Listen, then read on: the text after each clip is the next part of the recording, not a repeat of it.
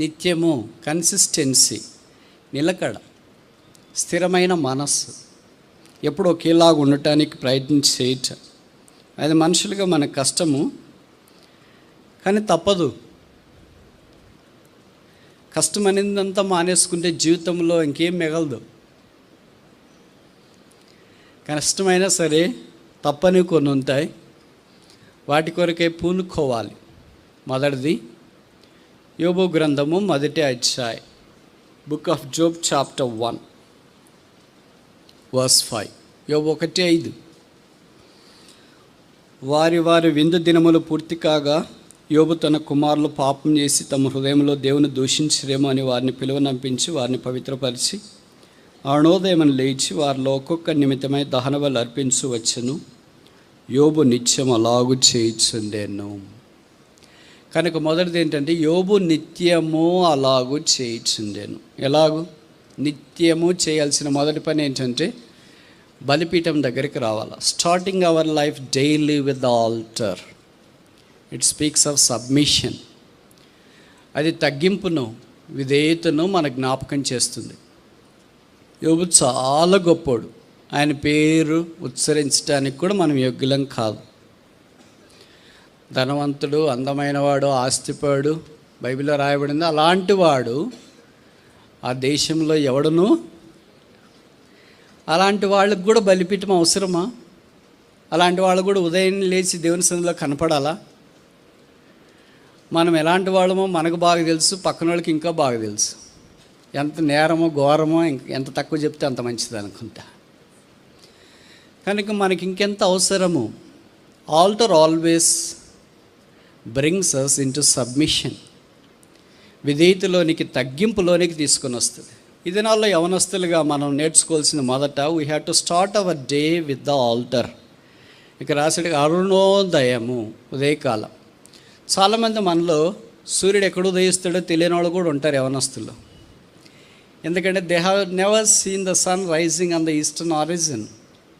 ఎప్పుడు సూర్యోదయానికి వాళ్ళు లేచినట్లు వాళ్ళకి గుర్తుండదు. ఎప్పుడు లేచినా ఆలస్యమే, వేరే వాళ్ళు లేపాలా. A Christian who has no consistence in his life can never excel in his career. ఒక క్రైస్తవుడు తన యొక్క జీవితంలో నిలకడ లేకపోతే తన బాధ్యతలు ఎప్పుడు ఎక్సీల్ కాలేడు. నువ్వురికే షో పుట్టప్ చేయాలా. ఈ షో పుట్టప్ చేసే యవ్వన ట్రెండ్ చాలామంది అలవర్చుకున్నారు. It's very bad. I plead all the young believers to detach this show put up nature. For a Christian, this is not a wise option anyway. లేచినట్ల ఫీలింగ్ పెట్టడము, చదువుకున్నట్ల ఫీలింగ్ పెట్టడము, అన్నీ వచ్చినట్ల ఫీలింగ్ పెట్టడము, నాకేం లేదని ఫీలింగ్ పెట్టడం. Feeling is different from fact. Feeling ఏం చేస్తుందంటే, మగ్ధలేని మరి సమాధి దగ్గరికి వచ్చి నా ప్రభుని ఎవరో ఎత్తుకొని వెళ్ళారు అని ఉంది. ఫీలింగ్ ఏంటంటే వేరే వాళ్ళ మీద నేరారోపణ చేయడం. But the fact is reason. వాస్తవం ఏంటంటే ఆయన సమాధిలో నుండి లేచాడు. So feelings are different, facts are different. So many times we focus our attention on the feelings but not the facts. Feeling never substitutes the facts. ఎప్పుడు మన అనుభూతి వాస్తవాన్ని ప్రతిక్షేపించలేదు. అనుభూతే వాస్తవం. కానీ గమనించాలా, దేవుని జనమైన యవనస్తులారా, ఈ young brother and young sister who starts his day at the altar, the cross of Jesus Christ, can ఎక్సీల్ to the any limits and sky is the limit for him. ఇంకోసారి చెప్పనా? నువ్వు ఎన్నిసార్లు అని చెప్పు, నువ్వు చెప్పు మేము చేస్తూనే ఉంటామంటారా?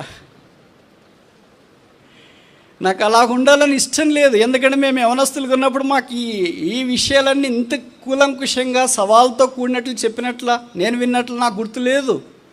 అందుకని I want all my young brothers and sisters to excel in their studies, excel in their profession, excel in their services, excel in ప్రతి దాంట్లో. దానియేలులే ఉండాలి, ఎస్తేర్లే ఉండాలి, రూతులే ఉండాలి. There is no person that is the first from the last. ఆఖరి నుండి మొదట వ్యక్తిగా ఎవ్వరు ఉండటానికి వీల్లేదు. ఈ నలుగురు వచ్చినారు కదా, నలుగురిలో మనం అనుకుంటాం, నేను కూడా అనుకుంటే యావరేజ్ ఎవరైనా ఉన్నారా అని. ఎవరు లేరు. All top brass. Kings are top.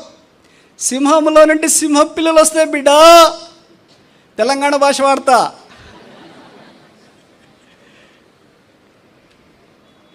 సింహ పిల్లలో నుండి మామూలు పిల్లలు రావు కదా. కుక్క పిల్ల, కోతి పిల్ల, నక్క పిల్ల, పంది పిల్ల ఇవి రావు. సింహములో నుండి సింహ పిల్లలే వస్తాయి. యూదా గోత్రపు సింహమైన యేసు ప్రభువులో నుండి వాళ్ళే వస్తారు. కొన్నిసార్లు మనమేమనుకుంటామంటే ఇంత బరువాడు భరిస్తాము, చదువు ఇన్ని సిలబస్లు ఉన్నాయి, ఉద్యోగం ఇన్ని బాధ్యతలు ఉన్నాయి, అవి ఇన్ని ఉన్నాయి, పరిచర్య ఇంత ఉంది. మీ అందరి మీద దేవుడు ఉంచుకున్న ఆశయం ఏంటంటే you are the next generation for this church. స్థానిక సమాజం కొరకు రాబోతరం మీరే. You are the pillars of your local assembly. మీ సంఘానికి మీరే స్తంభాలు. ఎవడన్నా గుర్తించినారు? ఏదో వెళ్ళి అలా గుర్తూసుకున్నాడు, మాటలు ప్రార్థన చేసి ఆరాధన చేసి బలలో పాల్పొంది వచ్చేసామని అనుకోవద్దండి. మీరు వెనకని చేస్తే ఇంకెవరు అక్కడ నిలబడతారు? ఎవరు స్తంభాలు అవుతారు? అయ్యో బ్రదర్ నా చేత కాదు, నేను ఎక్కడ చేస్తా అని అనుకోవటానికి వీల్లేదు. మీలో చాలామందికి తెలుసు కదా, చీమ యాంట్ ఎంత బరువు ఉంటుంది, ఎంత బరువు మోస్తుంది. సరే, ఇలాగ అడుగుతా, మనం ఎంత బరువు ఉన్నాం, ఎంత బరువు మోస్తాం? 1:1. 70 కేజీలు బ్రదర్స్ ఉంటారు అనుకోండి, అంటే యావరేజ్ చెప్తున్నా. కొంత ఎక్కువ ఉండేవాళ్ళు కూడా ఉన్నారు, లేదు వేరే విషయం. 70 కేజీలు బ్రదర్స్ బరువు ఉంటే కనీసం వాళ్ళు 1:1 అంటే 70 కేజీలు బరువు మోయాలి. 50 కేజీలు సిస్టర్స్ ఉన్నారు, యావరేజ్ చెప్తున్నా, అంతకంటే ఎక్కువ ఉండేవాళ్ళు కూడా ఉన్నారులే, వాళ్ళని ఇగ్నోర్ చేయండి. 50 కేజీలు బరువు మోయాల. మరి 50 కేజీలు బరువు మోయాలంటే మోస్తామా? బకెట్ నీళ్ళు మోయాలంటే నేనా, ఎవరో ఒకళ్ళు హెల్ప్ చేస్తే ఎంత బాగుండని ప్రార్థన చేసుకుంటాం, ప్రభువా ఎవరో ఒకళ్ళు హెల్ప్ చేయడానికి సహాయం చేయండి. వేరే వాళ్ళు మోస్తున్నారుగా, వాళ్ళ చేత అవుతుంది, మన చేత ఎందుకు కావట్లేదు? వాళ్ళు మోస్తామని అనుకుంటున్నారు. చీమ బరువు 5 mg, 5 మిల్లీగ్రాములు. చీమ ఎంత బరువు మోస్తుందని మీరు అనుకుంటారు? 1:1 ప్రకారం అయితే 5 mgనే మోయాల. కానీ అది ఎంత మోస్తుందో తెలుసా? 50 టైమ్సా, 500 టైమ్సా, 5000 టైమ్స్? కొంతమంది అన్నారు 5000 అంట, కొంతమంది అంటారు 500 టైమ్స్ అంట, కొంతమంది అన్నారు 50 టైమ్స్ అంట. Anything is bigger than its weight. ఏదైనా తన బరువు కంటే ఎక్కువే కదా. మరి మనం ఇంత బరువు ఉంటే ఎంత మొయ్యాలి మరి? ప్రభు అన్నాడు, నా కాడి సులువు. అంత మొయ్యటానికి సిద్ధంగా ఉండాలి. దానిలో 17 ఏళ్ళ వయసు ఉందని ఆయన 4 రాజ్యాలు మోస్తావా? నా షోల్డర్ సామాన్యంగా కనిపిస్తున్నాయేమో, కానీ గుండె. దానిలో దేవుడు అలా వాడుకోవటానికి ఇష్టపడ్డాడు. ఇదని దేవుడు ఇక్కడ అలాంటి వాళ్ళని చూస్తున్నాడు. అలాంటి వ్యక్తులు ఎవరైనా లేస్తారా అని. కనుక చీమ ఎంత మోస్తుందంటే కనీసం దానికంటే 50 రెట్లు, 50 టైమ్స్ ఎక్కువ అది మోస్తుంది. దేవుని సృష్టిలో చాలా అల్పమైనది చీమ. కనిపిస్తేనే ఏం చేస్తాం? కాలుతో నలిచేస్తాం. ఎక్కడ కనిపించిన పాపం ఏమి హాని చేయదు అది. మనం వేరే వారు మంచితనాన్ని గురించి చెప్పేటప్పుడు కూడా అనాలజీ వాడతాం, చీమ కూడా చెడ్డ చేయని వానికి ఇలాంటి కష్టాలా అని. అంత చీమ కనీసం 50 రెట్లు, 500 రెట్లు తనకంటే ఎక్కువ బరువైంది మోయగలిగితే, మనం దేవుని రూపంలో పోల్చబడిన మనము దేవుని కార్యాలు మోయటానికి ఇంకెంత బలం ఉండాలా? అది ఆంధ్రప్రదేశ్. ఒక నిర్మానుష్యమైన జిల్లా, పేరు శ్రీకాకుళం. అందులో విసిరివేయబడినట్లుగా ఉండేది ఒక ఊరు, ఆముదాల వలస. అది 2000 సంవత్సరం.